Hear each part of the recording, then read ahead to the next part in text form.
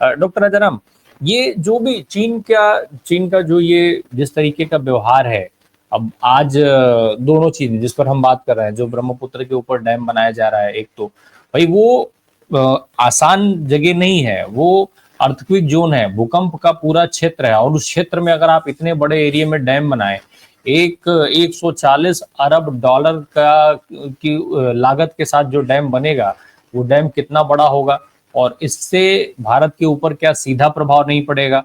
दूसरा, चीन का जो व्यवहार है, क्या वो स्वतः कई सवाल खड़े नहीं कर देता है, केवल अगर हम जल्दबाजी और ये सारी चीजों को किनारे रख दें, जैसा ओम सैनी सर इशारा कर रहे थे अभी। आपने बहुत सारी चीजों को एक साथ जोड़ा। मैं इसको बड़े संक्षेप में कहूंगा कि जो समुदाय या देश इतिहास से नहीं सीखता, वो स्वयं इतिहास बन जाता है। तो चीन का व्यवहार आज से नहीं है। नेहरू जी के समय जब ट्रीटी हुई थी, संधि हुई थी, और चीनी हिंदू, चीनी हिंदी भाई भाई के नारे लगते थे, उसके बाद जिस तरह से उसने पीठ पे छुरा भोंका, उसके बाद से हमारे जो अंतर्राष्ट्रीय अ, अ, अंतर्राष्ट्रीय छवि है, उसमें हम लगातार पंचशील का सिद्धांत लेके आए, फिर गुटनिरपेक्ष लेके आए, अपनी छवि को हम सुधारते रहे। लेकिन चीन ने अपनी छवि को लेके अंतर्राष्ट्रीय जनमत की कभी परवाह नहीं की। पहले तो ये समझ लें आप। जो डेमोक्रेसी की बात हम करते हैं, मीडिया की पारदर्शिता की बात करते हैं, उनकी यहाँ एक ही मीडिया जिन्हुआ, उसके बाद सब बाकी सब जीरो है। स्टील कर्टेन में रहता है चीन। वहां वीजा लेके जाते हैं तो जो लोकेटेड एरिया है उसके बाहर आप जाके देख भी नहीं सकते। तो चीन के बारे में कोई नई बात नहीं है जो हम नहीं जानते। बावजूद उसके अगर हम अपनी गलतियों से नहीं सीखते, ये हैरानी की बात है। ब्रह्मपुत्र नदी के नीचे जो यूं तो 2700 किलोमीटर में से 1900 किलोमीटर ऑलरेडी चीन में बहती है। तो ब्रह्मपुत्र का मैक्सिमम जो फायदा लेना है वो चीन पहले से ले ही रहा है। और अब अगर जो बांध वो बना रहा है, उसकी क्षमता को आप देखें, तो उसके बाद जितने भी डाउन एरियाज हैं, तो बांग्लादेश तक में जितनी भी परियोजनाएं ब्रह्मपुत्र की पानी के आधार पर बनाई गई हैं, जितने, वो सारी की सारी योजनाएं जो है खटाई में पड़ जाएंगी। इस चीज को हम समझें कि उसे नुकसान क्या है। अब दूसरी बात यह है कि जब चीन देखा जाए तो ये जो जिसे ये जो नदी है, यारलुंग जांगबो कहते हैं, वो ये जिसे हम ब्रह्मपुत्र कहते हैं, ये वास्तव में चीन की नदी थी ही नहीं, राम प्रकाश जी। ये तो जो जिस तरफ इन्होंने तिब्बत को हथिया लिया, तो ये तिब्बत की नदी थी। तो ये हथियाई हुई चीज है, पहली चीज तो। वास्तव में आज भी तिब्बत में अगर जाएं आप, जैसे मैं तो ब्रह्मपुत्र देखा भी है, मानसरोवर गया हूँ, तो ब्रह्मपुत्र के किनारे किनारे लंबी यात्रा भी मैंने की है। और हम लोग उसके जल को भी बड़ा पवित्र मानते थे, वहां स्नान वगैरह भी किया। तो तिब्बतियों से जब भी मैं चर्चा करता था, तो उनके मन में आज भी पीड़ा है कि जिस समय अजगर, ये जो ड्रैगन चीन तिब्बत को निगल रहा था और वो गुहार कर रहे थे, तो भारत से जो उन्हें उम्मीद थी वो पूरी नहीं हुई, जिस तरह से भारत को एक्सटेंड होना था। हालांकि उस समय बहुत परिस्थितियां भी ऐसी थी कि भारत नया नया आजाद हुआ था, और अपनी संप्रभुता को बनाए रखना उसके लिए एक बड़ी चुनौती थी। तो उस तत्कालीन परिस्थिति में तिब्बत को बचाना संभव नहीं हुआ। वो ऐतिहासिक गलती कहें या चूक कहें या अक्षमता कहें, जो नहीं हो पाया, और उन परिस्थितियों में शायद संभव नहीं रहा होगा, ये भी हो सकता है।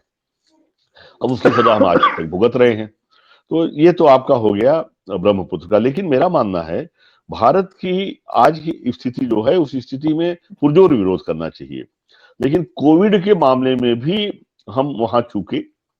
कोविड जिस तरह से आया, सबको मालूम है कि कहाँ से पैदा हुआ और किस लेबोरेटरी से निकला। अब ये ओपन सीक्रेट है, और बावजूद उसके लगभग मेरा मानना है करोड़ों करोड़ों परिवार प्रभावित हुए हैं। लेकिन उसका मुआवजा लेना तो दूर की बात है, कोई कटघरे में तक चीन को नहीं खड़े कर पाया। तो अब जो है, कोविड के समय जिन फार्मेसी की कंपनियों ने चांदी काटी, दे मिंटेड द मनी, इतना इतना अकूत पैसा कमाया है राम प्रकाश जी। उस पैसा कमाने का जो खून है इनके मुंह में लग गया कि जो कोरोना के समय जो अकूत पैसा कमाया, तो अब वो चाहते हैं कि वो सिलसिला जारी रहे।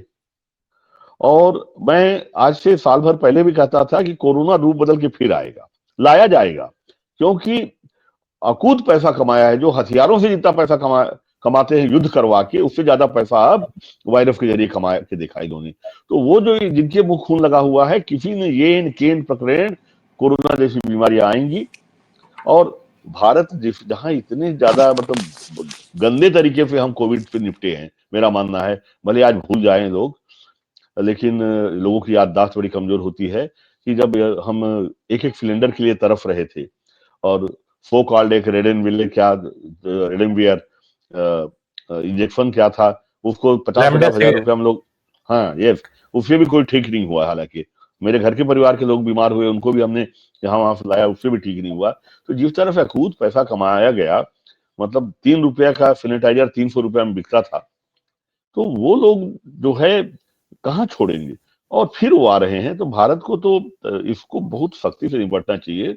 मैं आप लोगों को बताऊं कि भारत में 20 मार्च के बाद कोरोना पे लॉकडाउन चालू हुआ। मैं जनवरी में गया था कई देशों की यात्रा में, और एक जब मैं मोजाम्बिक जा रहा था, तो छोटा सा एयरपोर्ट था, वहां से 20 चाइनीज चढ़े और सबके सब मास्क लगाए थे। तब मास्क और कोरोना ये सब प्रचलित नहीं हुआ था, मैं 3 महीने पहले की बात बता रहा हूँ। तब ऐसी जिस तरफ से आज HMPV की फुगफुगाहट है, तब ऐसी स्थिति थी, तब इंडिया में पाया भी नहीं गया था कोई मरीज वगैरह। तब उस समय की बात बता रहा हूँ। तो मैंने सोचा कि चीन वाले सारे मुंह में मास्क क्यों लगाए हैं। तो भाई पहले समझ में आया कि यार जैन धर्म तो नहीं मानते, बौद्ध मानते हैं, जैन धर्म वाले मास्क लगाते हैं। तो सारे के सारे लोग लगाए हुए थे। तो वहीं पे जब हमारी चर्चा हो रही थी, तो हमारे एक जानकार ने बताया कि चीन में एक बीमारी फैली हुई है, विषण, उसके लिहाज से लोग लगाए हुए हैं। और वही मैं बता रहा हूं कि चीन को सब पता है, जो आदमी जारी कर रहा है वायरस, उस वायरस के बारे में सब कुछ उसको पता है। और आज जो HMPV आया है, वो भी चीन में अगर आया है, तो अंतर्राष्ट्रीय जनमत बनाना चाहिए भारत को, और भारत को अपनी रक्षा सबसे पहले सुदृढ़ करनी चाहिए। अब भारत कह रहा है कि WHO से कि भाई चीन में क्या हो रहा है उसका हमें जानकारी दीजिए। मेरा मानना है कि WHO भी कई बार देशों के प्रभाव के अंदर, बड़ी कंपनियों के प्रभाव के अंतर्गत आ जाता है। मैं कई बार इस चीज को मैंने सामने रखा है। और WHO को भी टूल की तरह, खिलौने की तरह कुछ देश उपयोग करते, कुछ कंपनियां उपयोग करती हैं। और ये एक बड़ा गंभीर मसला है, लोगों की जान से जुड़ा मसला है।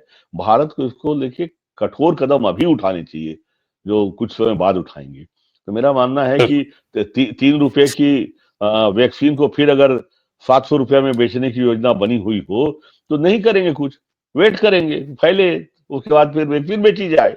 अगर ऐसी कोई योजना है तो मेरे आपके चर्चा करने कुछ नहीं होगा। अदरवाइज आज ही इमीडिएट मेरा मानना है भारत सरकार को एक्शन लेना चाहिए, और बिल्कुल। सिविल सोसाइटीज को भी सामने आना चाहिए।